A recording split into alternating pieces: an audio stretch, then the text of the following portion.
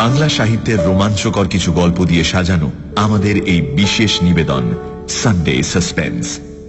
আজকের গল্প কে হাসে, রচনা মঞ্জিল সেন।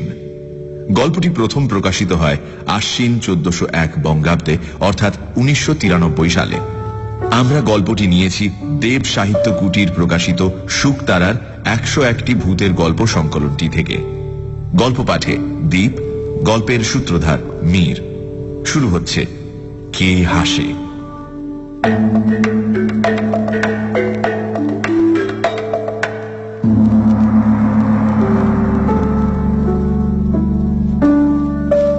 সেদিন ছিল কোজাগরী পূর্ণিমা।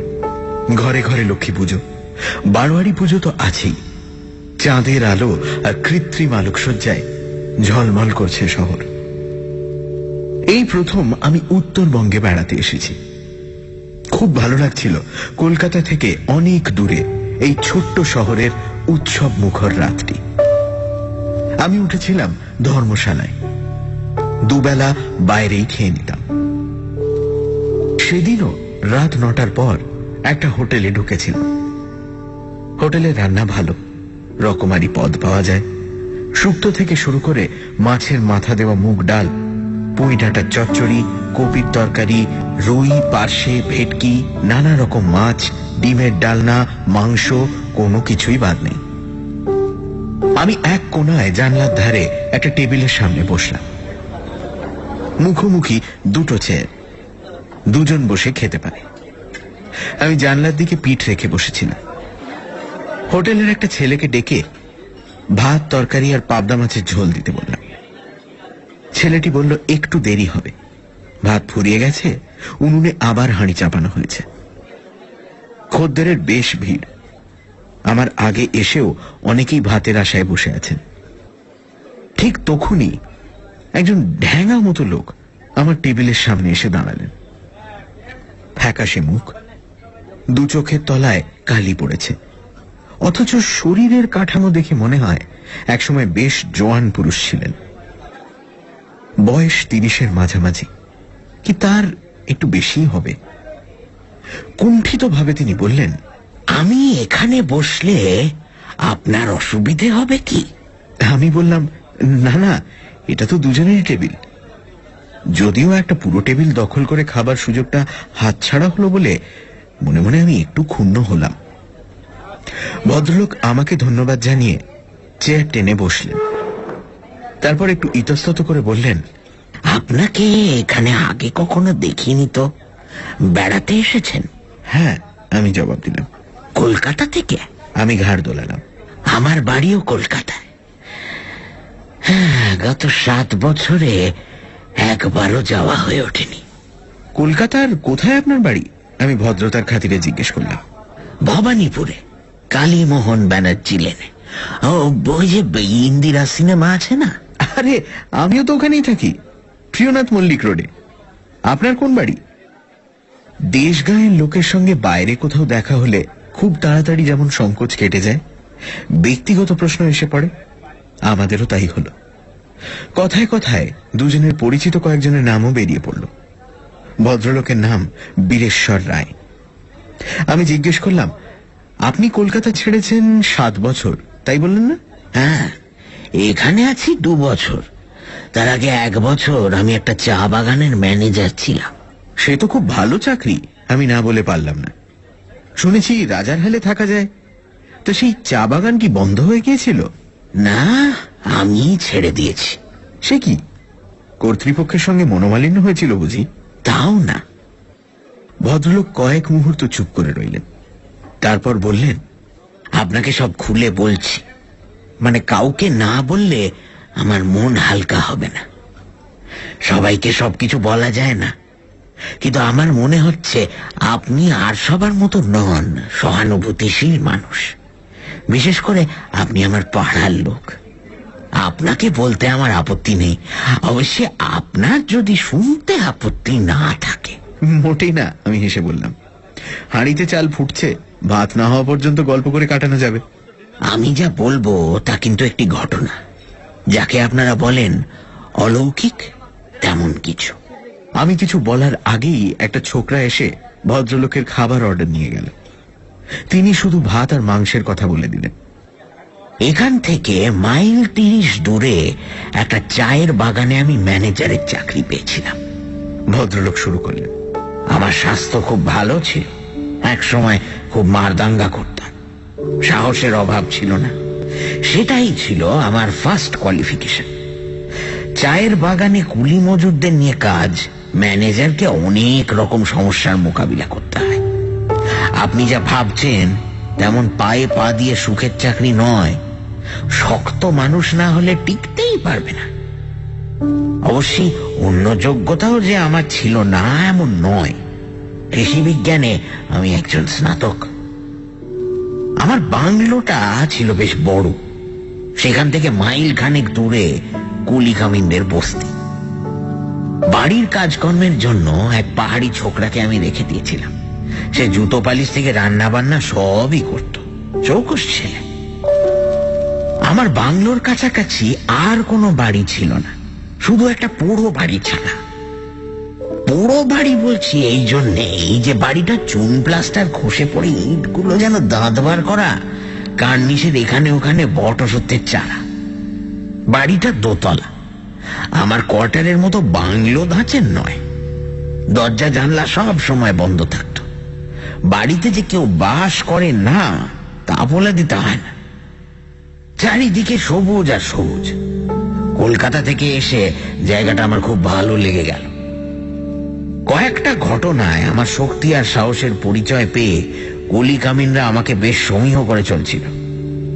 বেশ ভালোই কাটছিল দিনগুলি। রাত্রে ময়দার রুটি আর হাঁস মুরগি কিংবা হরিণের মাংস খাসা রান্না করতো ছেলেটা। প্রায় 1 মাস কেটে গেল। সেদিন ছিল পূর্ণিমার রাত। চা বাগানের আকাশে পূর্ণিমার চাঁদের রূপই আলাদা। বড় বড় আকাশ ছোঁয়া বাড়ি নেই, শুধু বাগান আর বাগান। তাই চাঁদের আলো এমন ছড়িয়ে পড়ে যে তার রূপলি সুধায় মনের মধ্যে একটা মাদকতার সৃষ্টি না হয়ে পারে না। চা বাগানে সন্ধ্যের পরেই রাত নামে। কলিদের বস্তিতে বেশি রাত পর্যন্ত হইহুল্লোড় চললেও আমার বাংলোর চৌহদ্দির মধ্যে জন্মনিশ্চিত সাড়া পাওয়া যেত না। নিস্তব্ধ নির্ঝুম পরিবেশ। রাত 8টার মধ্যেই আমি শুয়ে পড়তাম। সারাদিনের খাটাখাটুনির পর গাঢ় ঘুমে ডুবে যেতাম। সেদিন হঠাৎ ঘুম ভেঙে গেল। বাইরে থেকে কার যেন হাসি ভেসে আসছে। আমি অবাক হলাম। এত রাত্রে কে হাসে? এখানে লোকজন নেই। তাছাড়া এই জায়গাটা চা বাগানের সম্পত্তি। বিনা অনুমতিতে বাইরের লোকের এখানে আসা নিষেধ। আমি বিছানা ছেড়ে উঠলাম। টর্চটা হাতে নিয়ে বাইরের বারান্দায় এসে দাঁড়ালাম। বাইরে চাঁদের আলোর যেন বন্যা বয়ে যাচ্ছে। তখনই আবার সেই হাসিটা ভেসে এলো। কে কে? আমি বারান্দা থেকে নেমে পড়লাম। চারিদিকে খুঁজলাম, কিন্তু কাউকে দেখতে পেলাম না। হাসিটা যেমন হঠাৎ শুরু হয়েছিল তেমন হঠাৎই বন্ধ হয়ে গেল। আমি চিন্তিত মনে ঘরে ফিরে গেলাম। ঘড়িতে দেখলাম 10:15। পরদিন আমার কাজের ছেলেটাকে জিজ্ঞেস করলাম রাত্রে সে কারো হাসি শুনেছে কিনা। সে বলল শোনেনি। আমি ভাবলাম কুলি মজুরদের কেউ হয়তো নেশা করে কাছাকাছি কোথাও এসেছিল, তার হাসি শুনেছি। ব্যাপারটা আমি মন থেকে মুছে ফেললাম। আমার কাজকর্মে মালিক পক্ষ খুব খুশি। একটা চিঠিতে সে কথা জানাতে তারা কার্পণ্য করলেন না। আমার ভবিষ্যৎ যে উজ্জ্বল সেটা বুঝতে আমারও বাকি রইল না। সানডে সাসপেন্স, শুধুমাত্র রেডিও মির্চি 98.3 FM এ। It's hot.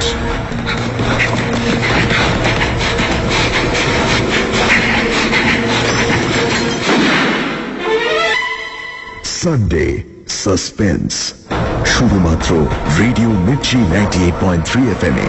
It's hot.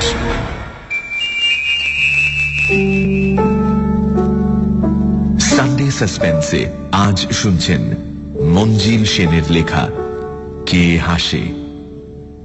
লেখকের সঙ্গে এক কোজাগরী পূর্ণিমার রাতে দেখা হলো বীরেশ্বর রায় নামে এক ভদ্রলোকের। তিনি এক সময় একটা চা বাগানের ম্যানেজার ছিলেন। তিনি বলতে শুরু করলেন তার জীবনের বিচিত্র একটা অভিজ্ঞতার কথা। পূর্ণিমার রাতে তিনি এক বিকট হাসি শুনতে পান। কে হাসে এত রাতে?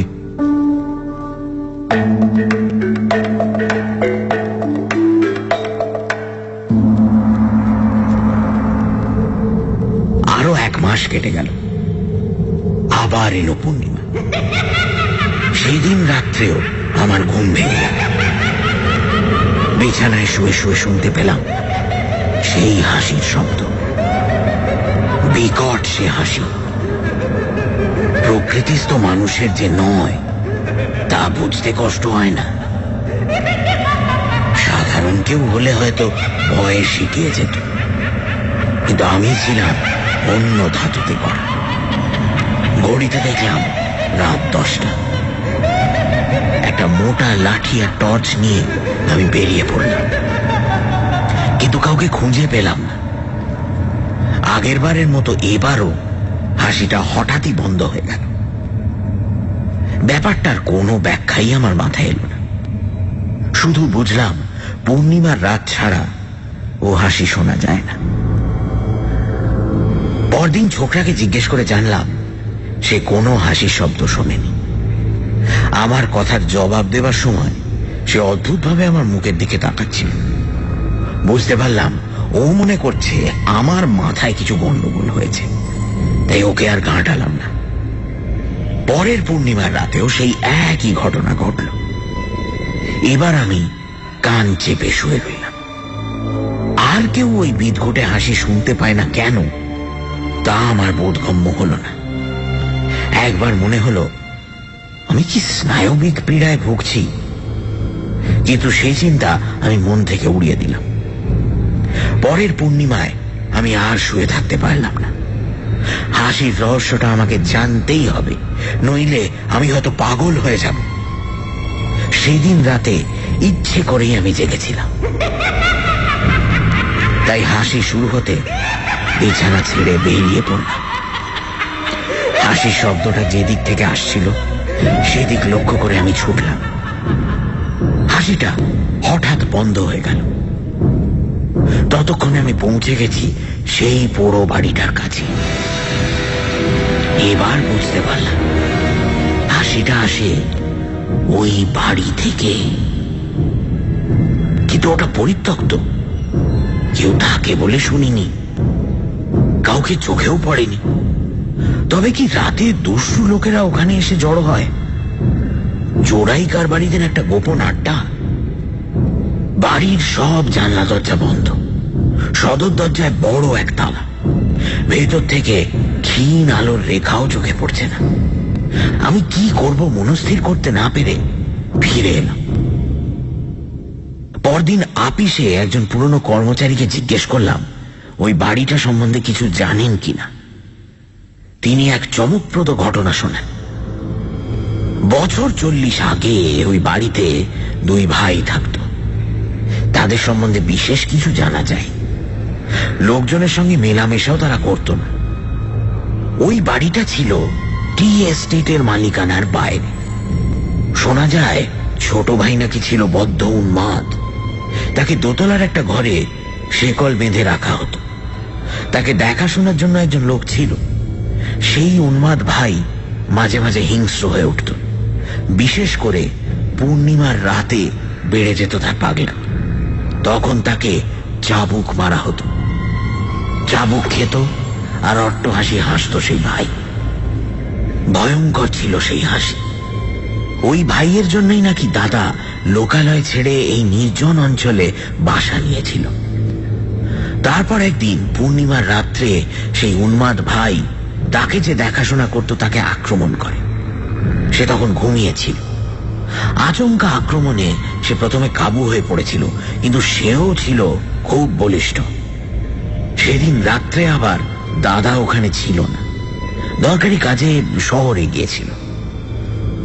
পাগল সেই লোকটির গলা চেপে ধরেছিল। আত্মরক্ষার জন্য সেও পাগলের গলা চেপে ধরল।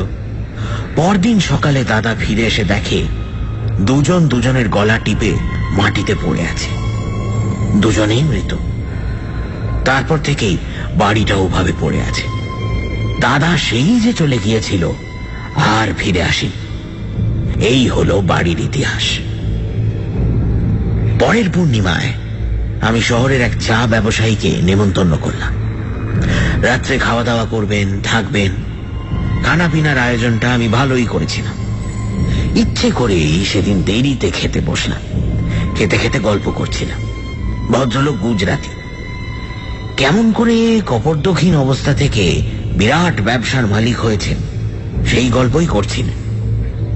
আমি তার কথা শুনছিলাম আর হাত ঘড়ির দিকে তাকাচ্ছিলাম। মনে মনে একটা উত্তেজনা অনুভব না করে পারছিলাম না।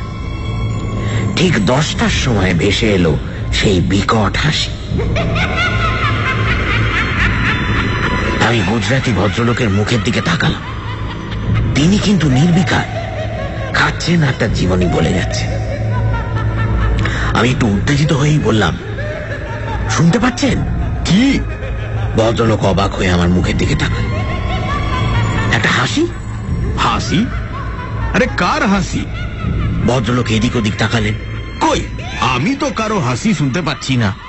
একটু কান পেতে শুনুন, আমি অসহিষ্ণু গলায় বললাম। আমি স্পষ্ট শুনতে পাচ্ছি। ভদ্রলোক ভুরু কুঁচকে মনঃসংযোগ করার চেষ্টা করলেন। তারপর ঘাড় নেড়ে বললেন, আপনি বোধহয় ভুল শুনিয়েছেন।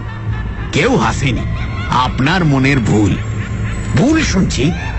এইবার আমার ধৈর্যচ্যুতি ঘটল। প্রায় চিৎকার করে বললাম, প্রত্যেক পূর্ণিমার রাত্রে আমি এই হাসি শুনছি, আর আপনি আমায় বলছেন আমার মনের ভুল? ভদ্রলোক কেমন অদ্ভুত দৃষ্টিতে আমার দিকে তাকিয়ে রইলেন। আমি বুঝতে পারলাম তিনি আমার মস্তিষ্কের সুস্থতা সম্বন্ধে সন্দিহান হয়ে পড়েছেন। চোখে মুখে ভয়ের চিহ্ন ফুটে উঠেছে। বোধহয় ভাবছেন পাগলের পাল্লায় পড়েছেন। আমি অতি কষ্টে নিজেকে সংযত করে ভদ্রলোকের কাছে ক্ষমা চাইলাম। বাকি সময়টুকু আমরা চুপচাপ খেলাম।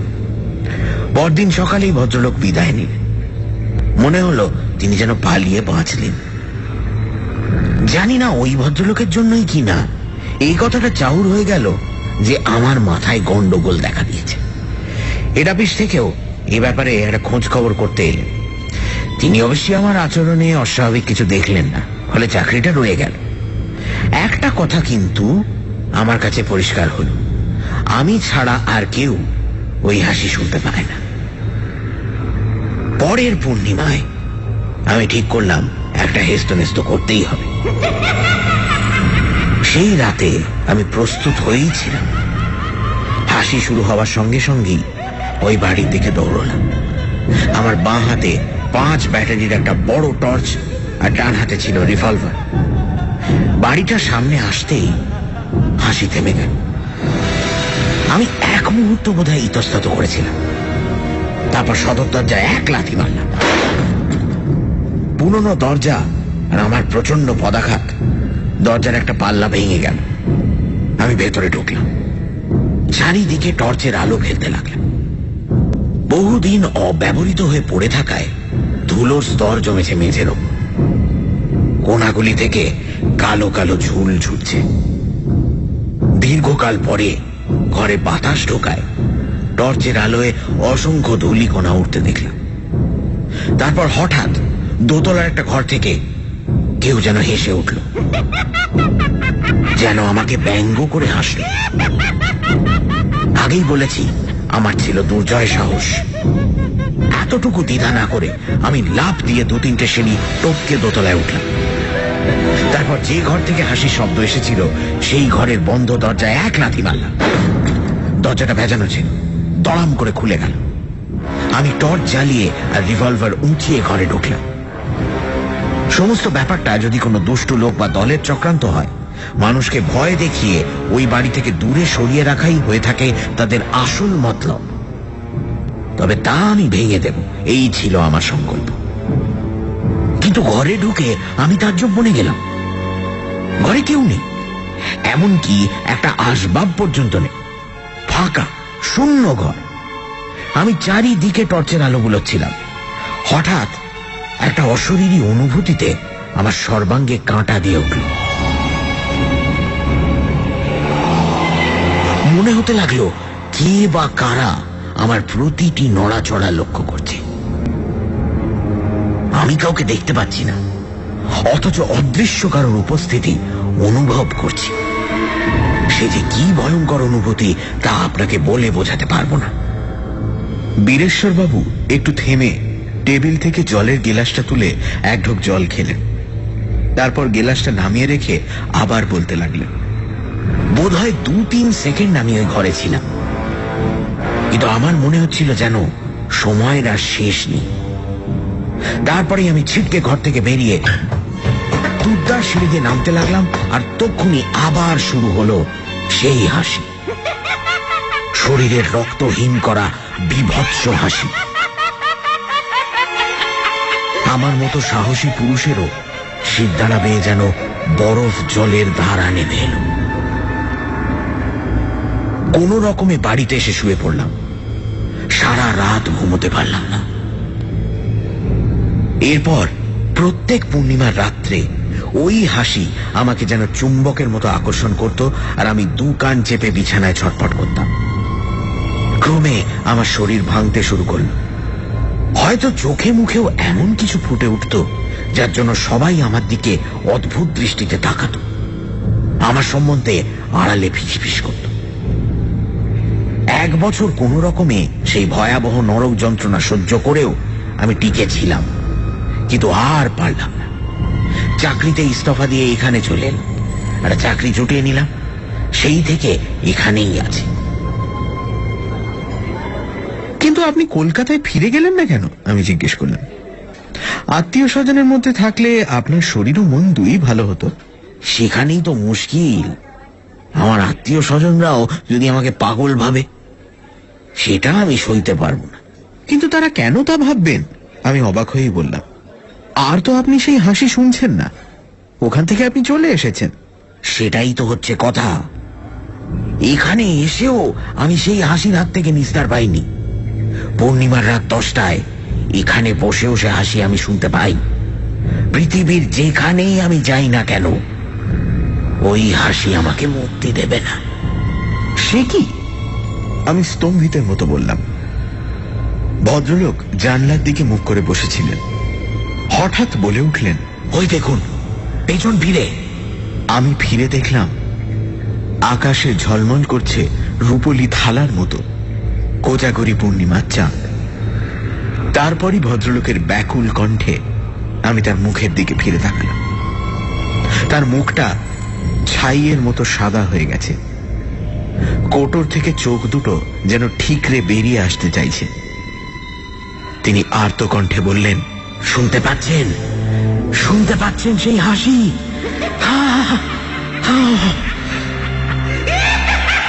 আমি হাত ঘড়ির দিকে তাকিয়ে দেখলাম রাত 10টা। শান্ত হন, শান্ত হন, আমি বললাম। আমার মনে হয় আপনি কোনো সাইকিয়াট্রিস্টকে দেখালে ভালো হয়ে যাবেন। এটা আপনার মনের রোগে দাঁড়িয়েছে। ভদ্রলোক আমার দিকে অদ্ভুত দৃষ্টিতে তাকালেন, তারপর বললেন, আপনিও বোধহয় আমাকে পাগল ভাবছেন, কিন্তু আমি এই ঘটনার কি ব্যাখ্যা করেছি জানেন? কি? আমি জানতে চাইলাম। বীরেশ্বরবাবুর 2 চোখে ফুটে উঠল কেমন একটা ঘোলাটে দৃষ্টি। তিনি বললেন, ওই ঘটনার সময় আমার জন্মই হয়নি। আমার নিশ্চিত ধারণা আগের জন্মে আমি ছিলাম সেই পাগল।